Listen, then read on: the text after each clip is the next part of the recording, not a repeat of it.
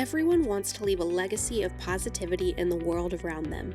Whether you are a CEO of a Fortune 500 company, a nonprofit executive director, or even a soon-to-be entrepreneur, one fact is always true. The easiest and most effective way to catalyze change in the world around you is through commerce and through business. But how do you do it? You've come to the right place. Welcome to the Changemakers Collective, a place where people can come and get educated and encouraged and empowered to be the impact agent in the world around them. Brought to you by Silverback Ventures, Steph Thomas and Scott Woods have over 50 years combined experience helping companies and owners amplify the voice and multiply the impact of purpose-driven businesses. Join us each week as we discuss what it means to live a life of purpose on purpose.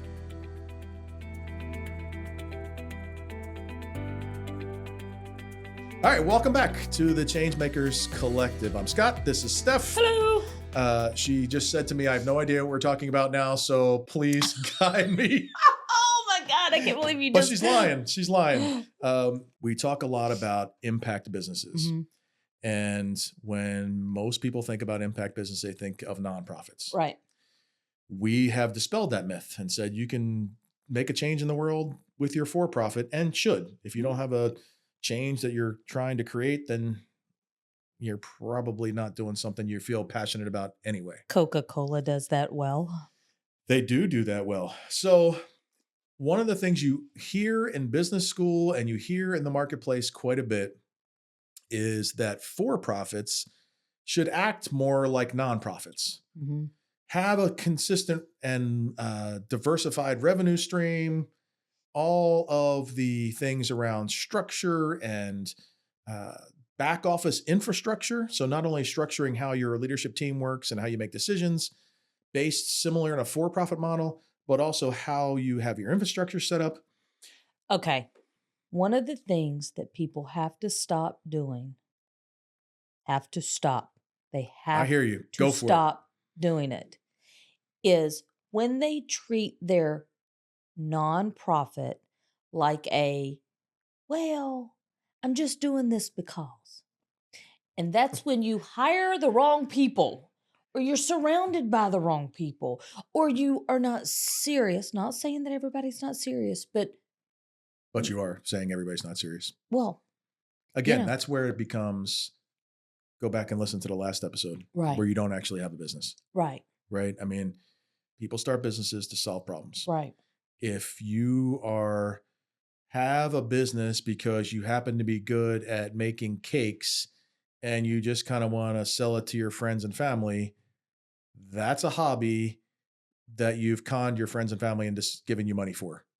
That's not a business. That's not solving any problems. So, Scott, okay, years ago, I needed to pay for something. It was a trip that I wanted to take, and I can crochet.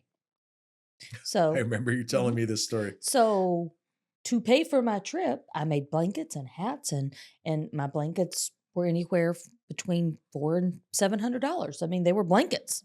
People paid them. Good on you. Good on me. He was like, $400 for a blanket. Make this a business. And I'm like, this is a hobby. Yeah. It's not a business. It's okay to label things a hobby and make money on them. You're doing some things that are making money that, took some time and effort. Mm-hmm. My guess is at the end of the day, after you paid all your costs and you factored in your labor, you put cash in your pocket, but you probably spent money to do it. I probably, if I had just paid for the trip, it would have probably cost me less. Exactly. But you had a hobby and you enjoyed it. And you wanted to say, hey, right, let's do something. Okay. So I want to take the thought process of nonprofits having to act and look and operate more like for-profits and flip it on its head. Okay. Because I think if you ask somebody what a nonprofit is good at, their first response is going to be pinching pennies, paying their people next to nothing, and potentially fundraising. Or when you say paying them next to nothing, you're getting volunteers. Right. Volunteers. Or you have talked someone into your family to now work 2 jobs. Yes. At less than minimum wage. Okay. Clearly, we're not ascribing to that yes. way of operating a business. However, If you have a for-profit and you are pouring money in without any visibility to the return on that investment and without any visibility into different ways, innovative ways you could do something with less, you're missing out on an opportunity. Absolutely. Nonprofits are innovative by nature. Right. Unless you started your nonprofit and you immediately got $1 million grant, by default, you're trying to figure out how to do more with less. Right. Think about your for-profit business that way. Because what happens is you create, I don't know, something we may have said a couple of times here, collaboration, which leads to innovation, which leads to transformation. Because if I know that I have a marketing budget that's zero, and yet I still have to get out in the market and create a buzz about my product or service, and my boss says to me, There's no money. figure it out. Mhm. I can either whine and complain and say there's no way, it's not possible, or I can think like a nonprofit and go, okay, how do I create something out of nothing? How do I find channel partners that I can copy or, share services with or trade services with? Or how do I create or participate in a conference where I don't have to pay because I'm giving services on the back end? For-profits would be far, far more profitable if they started thinking about their sales profits as donor designated funds. Right.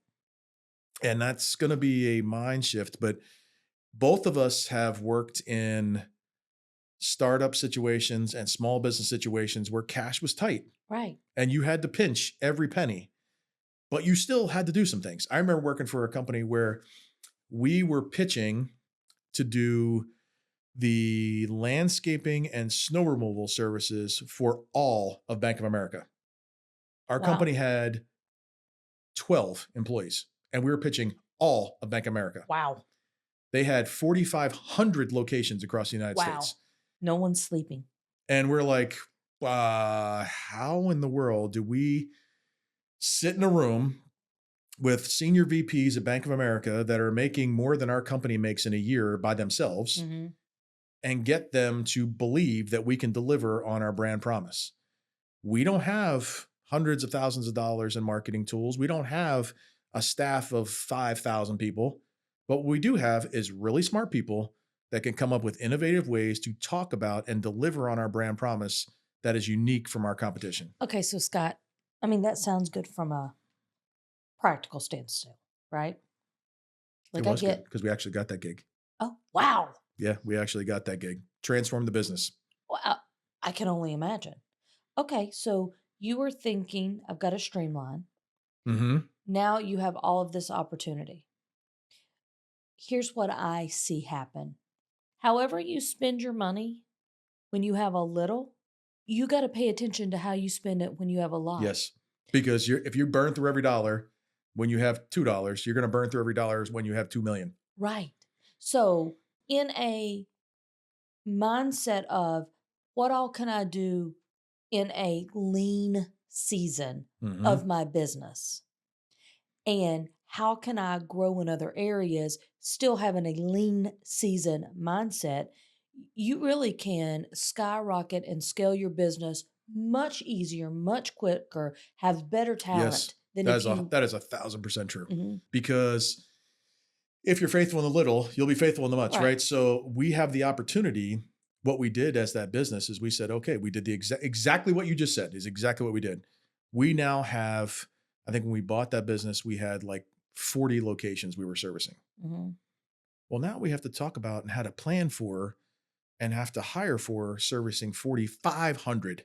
Right. That's if you don't pick up anybody new. Exactly. And how do we not lose the ones that we have? Right. So we systematically, and I chose that word specifically because we had to automate everything we did, how to systematize. We didn't have any money to buy custom software.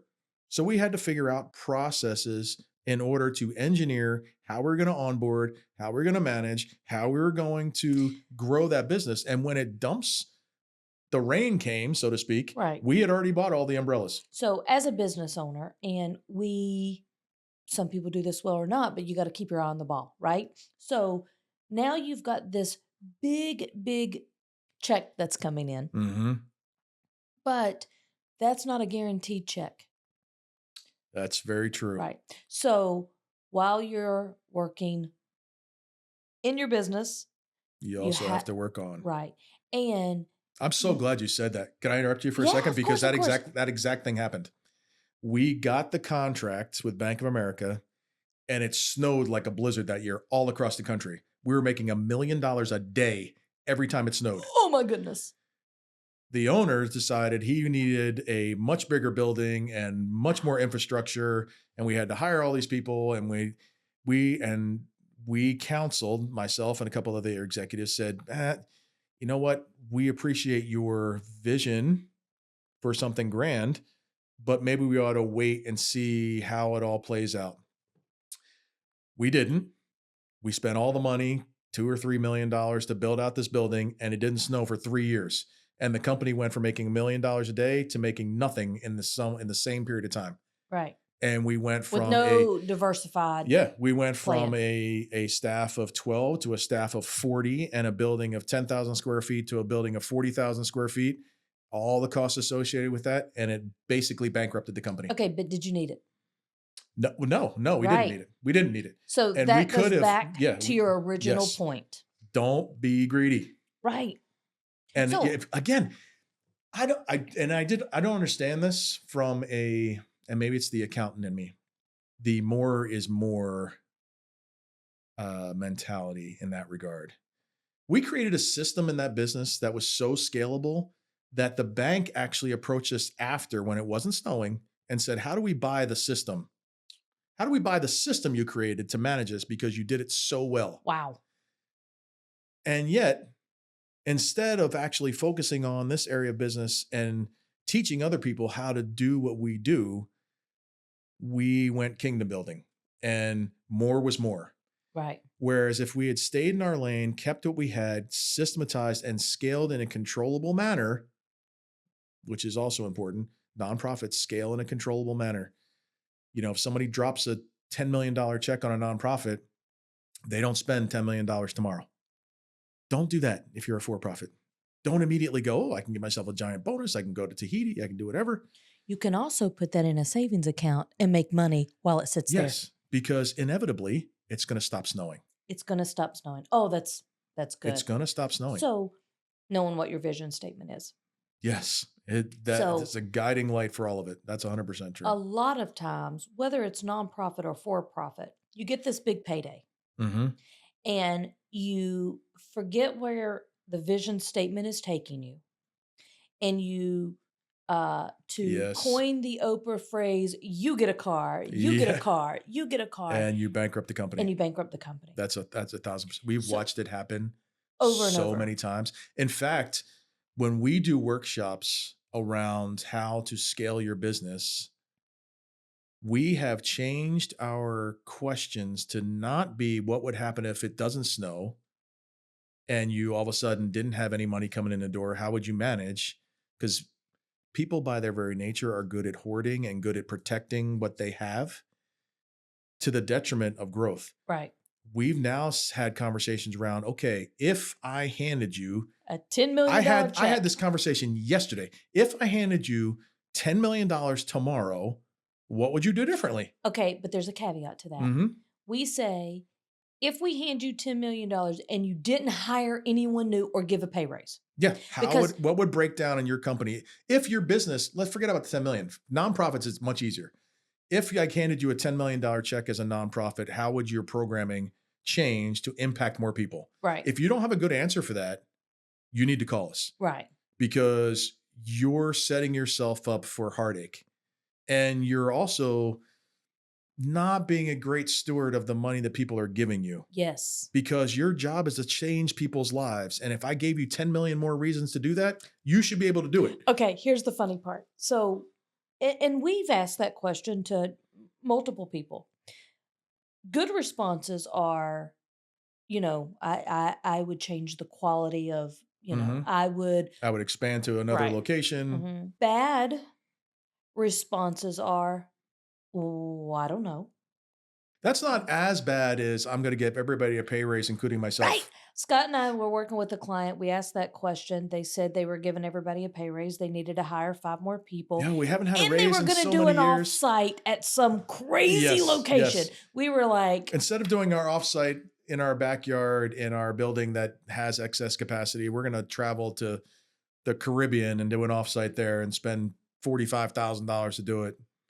And we were working with yeah, no, don't do Till that. Diva. Till Diva did who focuses on gynecological cancers. Mm-hmm. Fantastic Fantastic organization. group. Yeah. One of the things that they do is they take the women that they have kind of come That are in alongside treatment. of Mm-hmm. for a year, and they do an expense paid retreat for them where they, just do a lot of stuff and the women pay. Edifying things, Mhm. lifting them up and yoga and Right, all the all things kinds that of are kind things. of to take their mind off the treatments that they're getting. Yeah. So one of the, we asked them, what would you do? And the response was so sweet. They would do 4 of those a year Yep. instead of Yep. 1. Okay, let's find the $10 million for Well, them. and I'm so glad you used that example Mhm. because we then said to them, what is money the only thing that's stopping you from doing that right now? Mm, That creates some interesting collaboration opportunities. right. If we said, hey, our goal is to do 4 of these a year, let's figure out a way, even if we don't get the $10 million, that Yes. we can do that. Right. And when we talk about for-profits, if your business were to be 10 times, if you went from 20 customers to 4,500 customers tomorrow, where would it break down? Right. That conversation, I have yet to experience a place where I was a client where I got asked that question as a CFO. Mhm. And I find it so much more interesting and helpful to be able to explain, hey, if we really were wildly successful, what would we have to look like? Right. Kristen at Novice Studios and I have had that conversation. If you got 5 more podcasting clients in a day, there's only so many hours that you can record. How do you grow your business to a point where it can sustain? That's where having the nonprofit mindset of innovation with as little as possible helps create scalability in the for-profit world. Let's pick on Kristen for a moment. Oh, I'm so excited. Me too. She happens to be right here in the room with us. So yes, it's so much fun to poke at her because she really doesn't say anything. Yeah. So we can kind of just say whatever we want. She just gives us the. Yeah. Yes. You're taking too long. Right. Stop talking. And now she's waving at us saying, please don't talk about me. Kristen is so teachable. Yes. So she's got clients. She's successful. She has recently opened up her own studio. Kristen is the opposite of who I usually talk to when I say, hey, okay, what do you need? Most people are like, I need more people. I need da-da-da. Kristen is like, well, I need, and it's not more people. And I'm like, Kristen, you've got to hire more people. Yes. So and again, times. that's part of that is she's adopted the mindset of I'm going to maximize every moment of my time. 1, because I get to keep all the money. I don't have to share it with anybody. But 2, it forces me to have a business model that is efficient. That's lean. Yes. So when this podcast airs and 500 more people call the phone and say, hey, we want you to do ours too, because this is so good, she can say, okay. Right. And easily tack on and scale her business because she's created a model that is scalable. Lean and systematized. Mm-hmm. I don't even know if that's a word. Systematized to a point where you can multiply without having addition. Right. Let me say that again. If you can because I just thought about that and that's good. That's good. It's tagline. If you can multiply without adding staff, locations, infrastructure, if you can multiply your inputs, your clients, your dollars in the door, your fundraising without adding people, that is straight cash to your bottom line. Absolutely. Okay. But that's not straight cash for you to go on vacation. No, it's straight cash for you to have more impact. Right. Dude, if you're listening to this podcast, you are not thinking about just lining your pockets with $100 bills. Let's hope. If you are, Stop listening. Right? It's not a good. It's Stop not, listening. It's not right. It's not a good fit for you. Right. It's not a good fit for you because we're Now- not seeing the same. We're Right. not talking the same language. And, here's another thing. So there's that whole where's the balance, right? So again, financial literacy, a few podcasts ago, but we're not saying entrepreneurs need to be broke, Oh no. but we're also saying be wise with your money. You have to prepare for rain, right? Right. So you have to do the things in the beginning. When you go through the last podcast and we talk about creating the checklist and starting your business, you have to prepare for your business to be 10 times what it is. And you With a have to- written plan. Yes, you have to have the infrastructure plan and the system plan so you can double, triple, quadruple, whatever 10x is Right. in those upple terms, and not have something break. Right. So this is what, Kristen, if one of your team members gets sick, what happens? If you get sick, what Mhm. happens? If Everything comes to a grinding halt. And if that's the case, right, that's a if problem. you are renting a studio space and they go bankrupt, how does that affect? Which happened. Well, I wasn't going to say that. But, Yes, that happened. Okay. That's how real. how does that affect your Yeah. clientele? Yeah. If 20 people call you tomorrow, do you have the infrastructure in place? And, Kristen really has a good plan in place.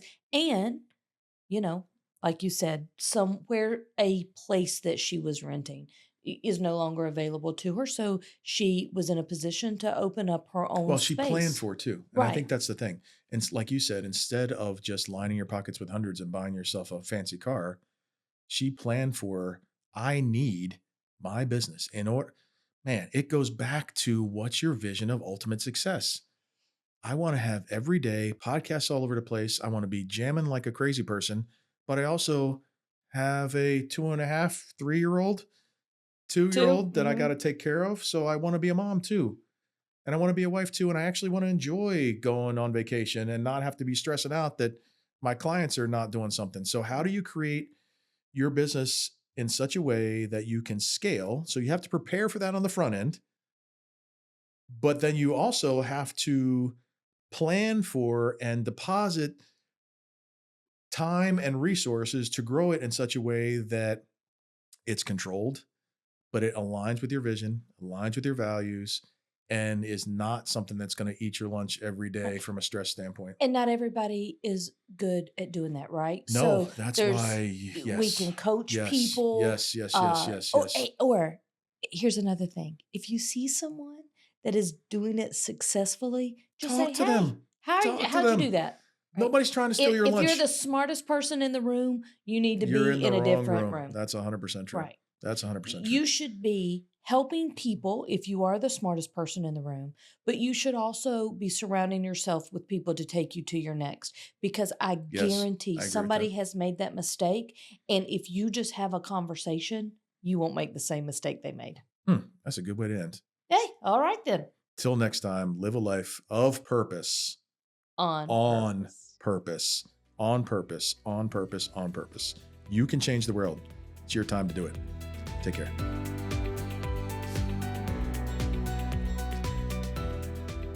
Thank you for listening to the Changemakers Collective. If you've enjoyed this episode, please help us grow our community by leaving us a review on Apple Podcast or rating us on Spotify. You can also find our podcast on YouTube, so you can come and leave us a comment over there as well. If you want support growing your business and scaling your vision, visit us at silverbackventures.org or connect with us on LinkedIn. Thanks again, and we'll see you on our next episode.